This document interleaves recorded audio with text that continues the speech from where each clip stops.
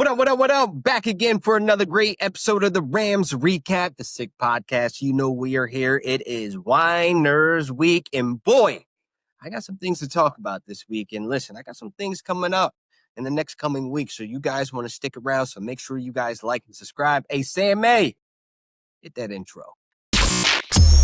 Turn up your volume.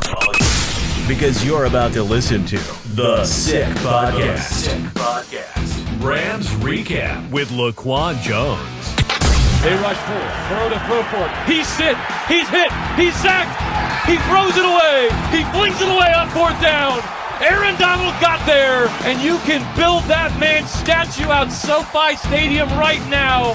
The greatest of all time on defense does it in the biggest moment of Super Bowl 56. The sickest Los Angeles Rams podcast. It's gonna be sick. All right, now, you know what week it is. It's the Winers Week. We handled business last week. I like the things that I saw last week. Emmanuel Forbes, shout out to you. Let's start the pod off very, very positive. I love everything I've seen from this secondary. Roger McCreary did not get in the game, make an impact, but it's cool. I like the acquisition. I am a fan of his, okay? I understand he plays in the slot, but he is a sticky corner. He will be on you like white on rice. So I like that, and he can complete tackles. That boy is at the ankles and bringing the player down to the ground and making the play. That's all I care about. The trade deadline is over. The time of recording this, it is deadline time. We did not make any moves, but I will say this. An important move, picking up a long snapper. Jake McQuaid, welcome back home, brother. He spent 7 seasons with us, the St. Louis OG. Listen, long snapper is going to be adding to our room. We signed him to the practice squad. I assume we eventually elevate him because 1,037 clean snaps as a long snapper when he was with us for 7 seasons. I will say this. This is an important move. This is something that McVay has taken accountability for. Say, hey, I know you guys are going to ask me, but we on it. All right? Now, bringing in somebody to help out at the long snapper, it may go unnoticed, okay? When you are the long snapper, you're responsible for timing and synchronization between the holder and the kicker. And with that, you snapping it, it needs to be clean. It needs to be a crispy, dead center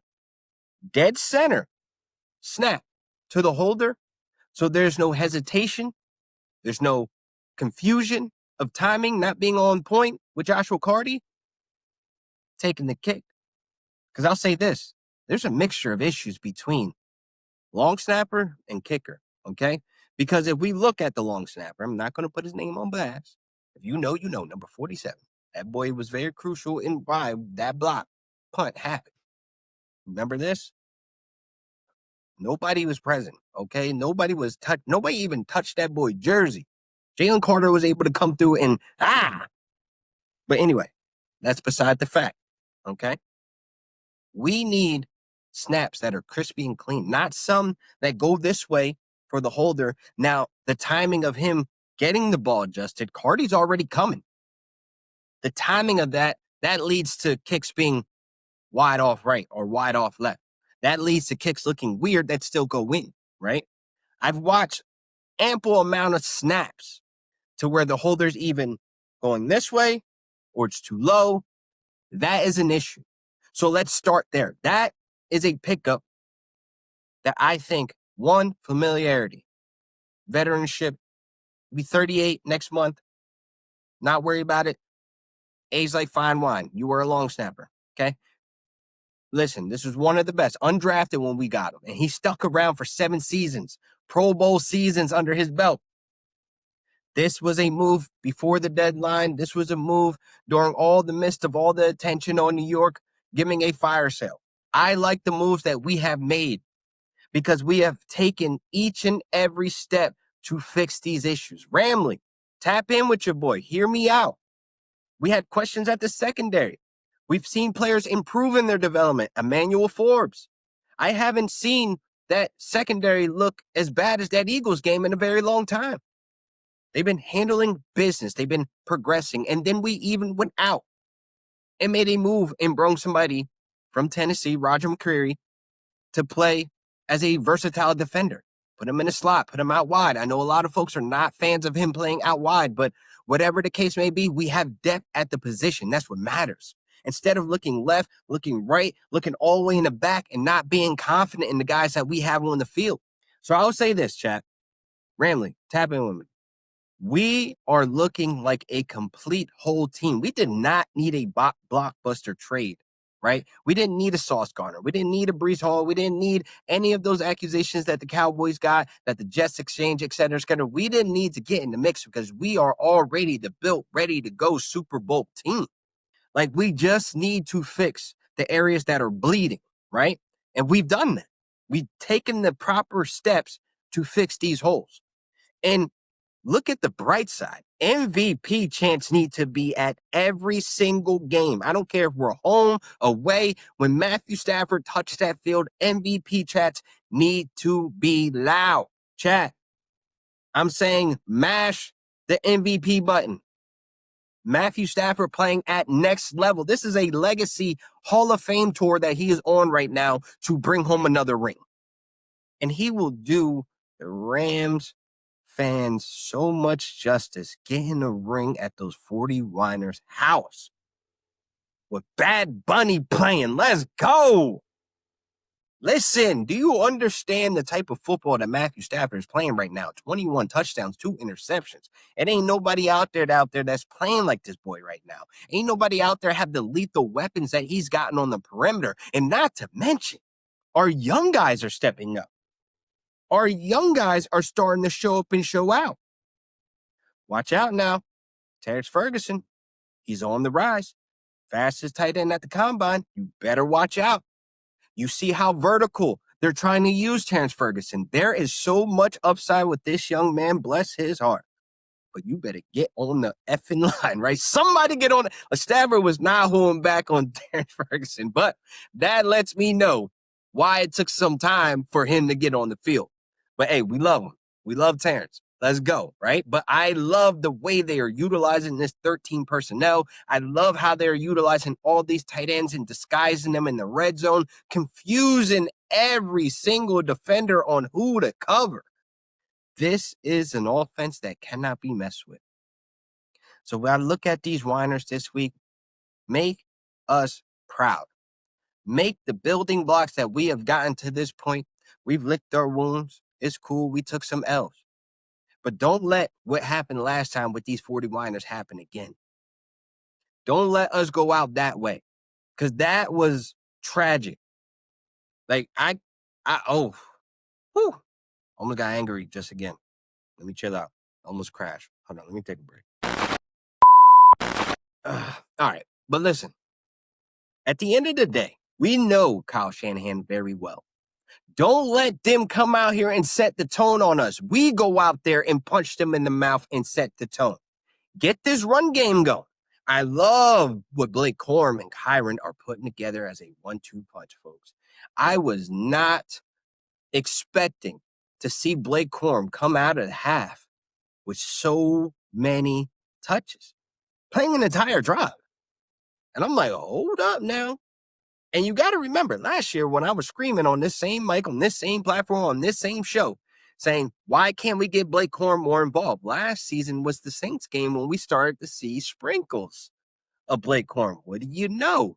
We see some flashes, some sprinkles of snaps and usage of how they want to utilize him. Now, folks are saying, well, it's the Saints. Cool, I get that. But the Saints defense ain't no slouch, okay? They can make big plays. They made some big plays on us, right? I'll say this. There's going to be more often than not, if we keep playing like this, it don't matter who's on the other side. There's going to be games where we're up 14 points. We're up 21 points. And that's the margin. Like, that's the key point that we want to get in games now. We want to get up 14 on them and let Blake Corum and Kyron go crazy. Both of them over 4.5 yards per carry. Very efficient backs. Then you got Blake Corum that's busting off 10-yard runs, keeping Kyron hungry on the sidelines. And I say this because it's a science. It's a formula to it. we could be one of the most lethal offenses with this 1-2 punch with Blake Corum and Kyron Williams. Because if we're seeing Blake Corum blossom into this amazing RB2, being able to take on RB1 duties at times, getting more snaps, that just keeps Kyron fresh, healthy, and ready to go and hungry on the sideline. Each snap that Blake Corum's out there doing his thing, Kyron is locked in, ready to go. Get me back on the field. And every time we've seen them rotate, one comes on the field hungrier. Each snap, hungrier than the other. Each snap, you see the rotation starting to work. And McVay needs to be rubbing his hands like Birdman, like, ooh, we about to lock it up in the playoffs. Y'all going to have to deal with this team. You're going to have to deal with the trenches. You're going to have to deal with the secondary, because we saw on the back end of last season how lethal our secondary was. We was locking it down. Stop playing with us. We're one of the most complete teams in the NFL right now, not getting the respect. Talking about Matthew Stafford fourth in the MVP race. I see these power rankings out here in the fancy streets, out here on Twitter and all these social medias, that Rams are not even top 5 for a lot of these folks' lists. That's crazy. That's crazy.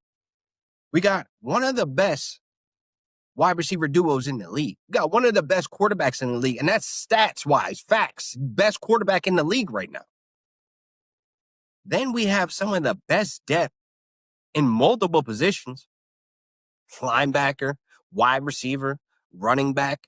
It doesn't matter. Like, this is one of the most complete teams, but yet we still got to be outside barking with 49ers fans. We got to still be outside barking with folks that's saying Packers, Bills, Chiefs, Mahomes, Josh Allen. Y'all saying the wrong names. It's Puka Nacua, Devontae Adams, Kyron Williams, Blake Corum, and Matthew freaking Stafford, Sean McVay in that defense. There's a lot to say in that. So I do say this. Let's make a statement this week. Let's go out there and make the 49ers an example. Let's set the tone early. Let's not let them get in their old habits of wheeling us along and us not adjusting until halftime, and then becomes a nail biter. No, I know we can fight coming out at half, but let's get these dogs down early. Let's punch them in the mouth the first quarter, set the tone, and ride off into next week. Because you know what? We don't need a team like this, annoying, sticking around in the division, shaking stuff up. Just saw the Cardinals get it back on track. They got Jacoby Brissett. There's something to watch at the bottom of the division, but we still got 8 games to go. Anything can happen. So we need to knock the 49ers off, get them out of the way, because we got those Seahawks coming, and they just got a lot stronger.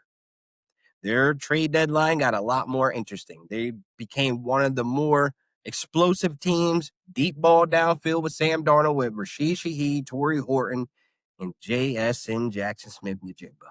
Those are the threats on that team. The Seahawks are an actual threat. The 49ers are not. They think they're a complete team, but they fall apart each and every week, each and every snap, by the minute, by the second. Ain't nobody really worried about them. We need to get them out of the way, make a statement, go see them birds, and see what's going on. That's all I got. There is no game plan. There is no pregame speech that I got for the Rams against the 49ers. Go out there, handle business. That's it. Statement game. But I do feel like we are building in the right direction, Ramley. We are building in the right direction, chat, for the Super Bowl. And it needs to be reality now. It needs to be MVP champs at all home games from now on for Stafford. Each and every play, this guy is doing a no-look pass on a deep post route. What? Bro, are you good? Yes, apparently you were godly doing that. That is insane. And with the weapons that he has, Puka Nacua, stay healthy now. Devontae Adams, Terrence Ferguson, Jordan Whittington, Xavier Smith, Tutu Atwell when he comes back. Kenate Mumfield. Like, bro, the depth is crazy at wide receivers. The weapons are nuts. But we haven't unleashed one beast yet. And I'm wondering when he's coming.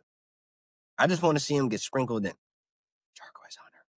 I just want to see the Cowboy get sprinkled in one game. When the game's far along, just activate him one day. Get him on the field. Get his feet wet. Just sprinkle in a 3-headed beast that we could possibly have. I know it's not reality, but I do want to see Jarquez Hunter in real game time speed. I want to see it.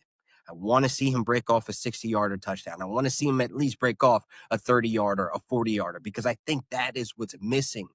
That's what's missing on the utility belt, right? We need that speed. But chat, Ramley, this has been a great episode. Make sure you guys like and subscribe, and make sure you guys follow me at Real Deal Fantasy on TikTok because I go live frequently throughout the week. Make sure you jump on the YouTube channel. Make sure you guys are liking and subscribing. Spam the comments. MVP, Matthew Stafford, MVP. Let's go. Listen, I'm going to be here next week doing another Rams recap. I got some guests lined up, and hopefully we can get on the same page and on the schedule. I know folks are busy. I'm busy myself trying to work on some sleep. But at the end of the day, man, I do want you guys to like and subscribe and follow me on all social media platforms at Real Deal Fantasy. See you guys next week. Peace. And that's a wrap. Hope you don't miss us too much until next time. Follow the Sick Podcast Rams Recap with Laquan Jones on YouTube, Instagram, Facebook, Google Play, and Apple Podcasts.